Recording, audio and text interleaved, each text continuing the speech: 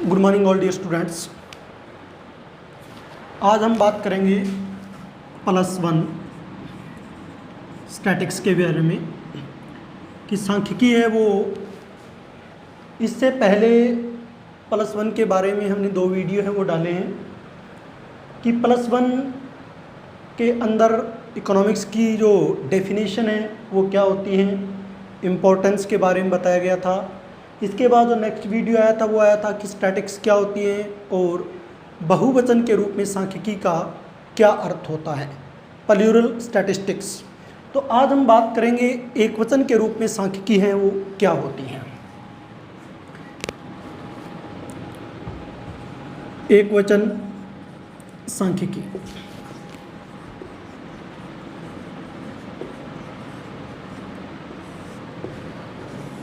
एकवचन के रूप में सांख्यिकी का अर्थ होता है कि सांख्यिकी विज्ञान या सांख्यिकी विधियाँ। सांख्यिकी के एकवचन के रूप में हम जो स्टडी करते हैं वो किसकी करते हैं, सांख्यिकी विज्ञान या सांख्यिकी विधियाँ।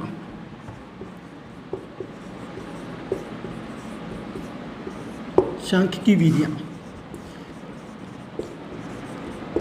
देखिए सांख्यिकी विधियाँ का अर्थ यहाँ पर यह है कि सांख्यिकी के अंदर कौन कौन से मेथड यूज होते हैं जिससे हम एक डाटा को फाइनल कंक्लूजन तक पहुँचाते हैं। तो इसमें बेसिकली हम सबसे पहले डाटा को सांख्यिकी विधियों में क्या क्या चीज़ें शामिल हो जाएगी कि डाटा को आप सबसे पहले संकलन करोगे, डाटा का कलेक्शन करोगे, संकलन में क्या क्या प्रयोग होता है। इसके बाद डाटा का वर्गीकरण करोगे, प्रस्तुतिकरण करोगे, प्रस्तुतिकरण के बाद विश्लेषण होगा और इसके बाद लास्ट में निर्वचन। यानी डाटा के अंदर जो विधियाँ सांख्यिकी के अंदर एकवचन के रूप में जो विधियाँ यूज होती है जिसमें क्या होगा कि डाटा का संकलन कैसे करोगे, उसका वर्गीकरण, प्रस्तुतिकरण, विश्लेषण और निर्वचन। यानी collection of data, classification of data, presentation of data, analysis of data and interpretation of the data. तो सबसे पहले हम नेक्स्ट पार्ट में बात करेंगे कि सांख्यिकी के अंदर जो डाटा इकट्ठा किया जाता है उसके अंदर किस किस प्रकार और कितनी अवस्थाएं हैं वो होती है। स्टेजेस ऑफ द स्टैटिक्स, सांख्यिकी विधियों की अवस्थाएं। सांख्यिकी अध्ययन की अवस्थाएं, अध्ययन की अवस्थाएं यानी कौन कौन सी अवस्थाएं हैं जिससे हम डाटा इकट्ठा करते हैं और एक कंक्लूजन के ऊपर पहुंचते हैं। इसमें मुख्य रूप से पहला होता है collection of data. Collection of data, सबसे पहले क्या किया जाता है, डाटा को संकलन यानी डाटा इकट्ठा किया जाता है। दूसरी स्टेज के ऊपर क्या होता है, डाटा को वर्गीकृत किया जाता है, classification, classifications of data. Data का क्या किया जाता है, वर्गीकरण किया जाता है। तीसरी स्टेज में क्या किया जाता है कि डाटा को प्रेजेंटेशन किया जाता है, presentations of data, presentation of data यानी डाटा का क्या किया जाता है, प्रस्तुतिकरण।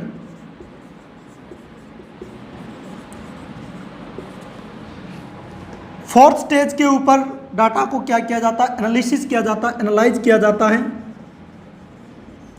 Analysis of data. डेटा का क्या किया जाता है, विश्लेषण किया जाता है।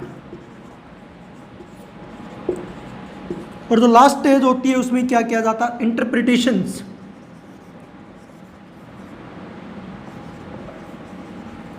Interpretations of the data. Data का क्या किया जाता है, निर्वचन किया जाता है। तो हम सभी स्टेज के बारे में 1 बाय 1 बात करेंगे कि डाटा को इकट्ठा कैसे किया जाता है, उसका वर्गीकरण कैसे होता है, प्रस्तुतिकरण कैसे होता है और विश्लेषण और उसका निर्वचन कैसे होता है। तो सबसे पहले हम बात करेंगे कि कोई भी डाटा आप इकट्ठा करते हो और उसके फाइनल कंक्लूजन तक पहुंचते हो तब आपको इन 5 स्टेज से होकर गुजरना पड़ता है। मान लीजिए कि हम एग्जाम्पल के रूप में इसको समझने का प्रयास करेंगे कि कलेक्शन ऑफ डाटा क्या होता है।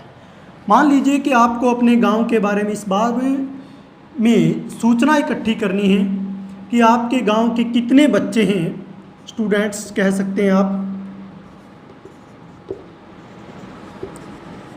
वो स्कूल आते हैं और कितने हैं जो एक निश्चित एज ग्रुप में स्कूल नहीं आते। यानी हमें विद्यार्थियों से संबंधित डाटा इकट्ठा करना है। अब कैसे करोगे, देखिए मान लीजिए कि आप सबसे पहले गांव में जाओगे, 1 बाय 1 हाउस वाइज हाउस जाओगे। हर घर से मान लीजिए कि आपने हाउस नंबर 1 से डाटा कलेक्ट किया। हाउस नंबर 1 में आप जाओगे, वहाँ से सारी इन्फॉर्मेशन लोगे कि हाउस होल्ड कौन है, वहाँ पर कितने बच्चे हैं, वो किस किस एज ग्रुप में। मान लीजिए कि आपने 3 एज ग्रुप बनाए डाटा इकट्ठा करने के लिए, 0 से 5, 6 से 10 और 11 से 15। अब आप क्या करोगे, हर घर में जाओगे, बच्चों के डाटा कलेक्ट करोगे और उस एज ग्रुप में देखोगे कि वहाँ पर कितने बच्चे हैं। उस बच्चे का हाउस होल्ड में जाओगे, उस फैमिली का नाम लिखोगे, बच्चों के नाम लिखोगे कि वो किस किस क्लास में पढ़ते हैं।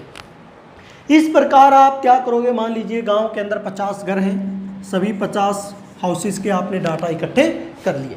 वो अब क्या है कि रॉ डाटा है, उनसे आप कोई कंक्लूजन नहीं निकाल सकते। मान लीजिए कि वो हर एक घर का डाटा है वो एक पेज में सीमित है, तो आप डायरेक्ट नहीं बता सकते उस डाटा से कि उस डाटा का कंक्लूजन क्या होगा। यानी आप टोटल ये भी नहीं बता सकते कि कितने बच्चे हैं वो स्कूल से बाहर हैं और कितने बच्चे हैं वो स्कूल में पढ़ने आ रहे हैं। तो अब दूसरी स्टेज पर क्या करोगे, डाटा को वर्गीकृत करोगे।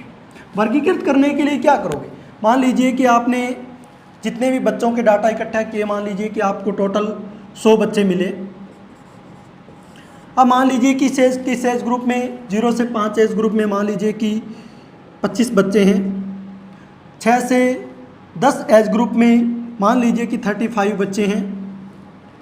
और इसके बाद इस एज ग्रुप में मान लीजिए कि टोटल 40 बच्चे हैं। अब आपने एज ग्रुप बना दिया कि किस एज ग्रुप में कितने कितने बच्चे हैं। इस प्रकार डाटा को आपने वर्गीकृत कर दिया। लेकिन इस वर्गीकरण को आप और आगे बढ़ा सकते हैं। जैसे मान लीजिए कि आपने 25 बच्चों में से आपने ये देखा कि कितने बच्चे हैं जो स्कूल में आ रहे हैं और कितने बच्चे हैं वो स्कूल में नहीं आ रहे हैं, इन स्कूल और आउट स्कूल। अब मान लीजिए कि आपने यहाँ पर देखा कि 25 बच्चे हैं वो टोटल, जिसमें से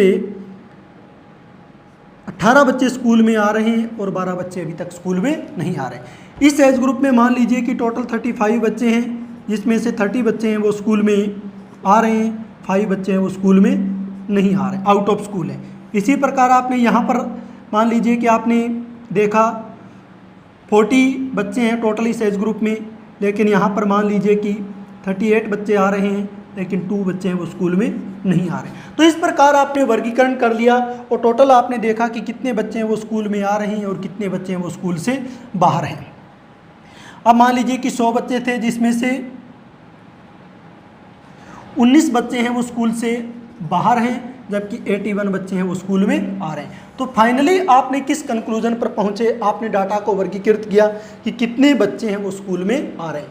तो अब मान लीजिए कि आपने जो एज ग्रुप बनाया उसमें आप डाटा को कितने भी स्टेज तक वर्गीकृत है वो कर सकते हैं। आपने यहाँ पर इस स्टेज तक डाटा को वर्गीकृत किया, क्योंकि कलेक्शन में हमें पता नहीं चल रहा था कि किस एज ग्रुप में कितने कितने बच्चे हैं वो आ रहे हैं। अब मान लीजिए कि फाइनली आपने इस डाटा को इस प्रकार से वर्गीकृत कर लिया कि इन ऑफ स्कूल,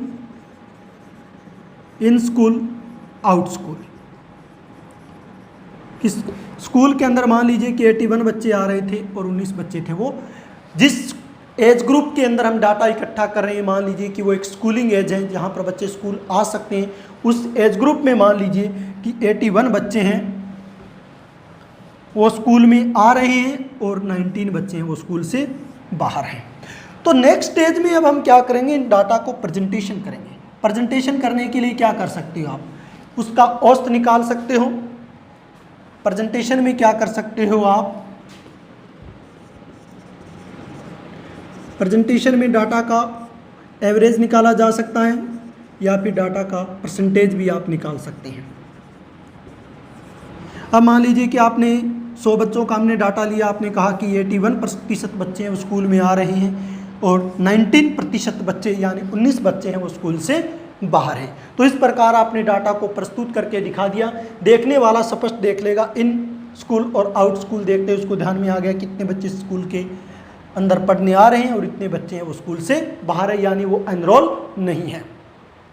अगली स्टेज में हम क्या करते हैं, एनालिसिस में हम उन चीज़ों के ऊपर पहुंचने का प्रयास करते हैं जो हमारे उद्देश्य होते हैं, क्योंकि जो डाटा कलेक्शन किया जाता है वो प्री डिफाइंड पर्पज़ के साथ किया जाता है। मान लीजिए कि आप यही जानना चाहते हो थे कि स्कूल से बाहर कितने बच्चे हैं और वो क्यों बाहर हैं, क्यों बाहर हैं, तो इसका एनालिसिस करेंगे हम, उन कारणों को ढूंढने का प्रयास करेंगे जिसके कारण मान लीजिए कि बच्चे आउट ऑफ स्कूल हैं।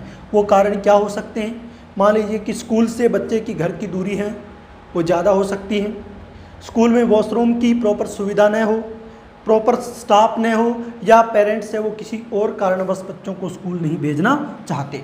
तो एनालिसिस में वो सारी चीज़ें आ जाएगी जिसका हम डाटा को आधार लेकर क्या करेंगे, उनके कारणों या उनके कंक्लूजन तक पहुंचने का प्रयास है वो एनालिसिस में किया जाता है। डाटा को एनालाइज किया जाता है कि किस किस प्रकार से हम अपने कंक्लूजन पर पहुंच सकते हैं। इंटरप्रिटेशन में क्या होता है कि एक वो प्रक्रिया होती है जिसके थ्रू, प्रोसेस होती है जिसके थ्रू हम एक कंक्लूजन पर पहुंचते हैं, यानी अंत में हमारा जो भी कंक्लूजन आएगा, मान लीजिए कि यही कंक्लूजन आया कि इतने बच्चे स्कूल से बाहर हैं और उसके ये कारण हैं, तो हम एक निश्चित प्रक्रिया से चलते हुए, डाटा की विभिन्न अवस्थाओं से गुजरते हुए हम एक निष्कर्ष या कंक्लूजन के ऊपर क्या हो जाते हैं, पहुंच जाते हैं। और वही हमारा उद्देश्य होता है जिस पर्पज़ से हम डाटा को कलेक्ट करना या उनका कलेक्शन करना है वो शुरू करते हैं। तो मैं उम्मीद करता हूँ कि शायद ये सारी चीज़ें हैं वो आपको अच्छी तरह समझ में आ गई, और अगर इन चीज़ों में कोई भी पॉइंट्स ऐसा जो आपको समझ में नहीं आया तो आप मुझे इन्फॉर्म कर सकते हैं, उन चीज़ों को मैं दोबारा से समझाने का प्रयास है वो करूँगा। आज के लिए इतना ही।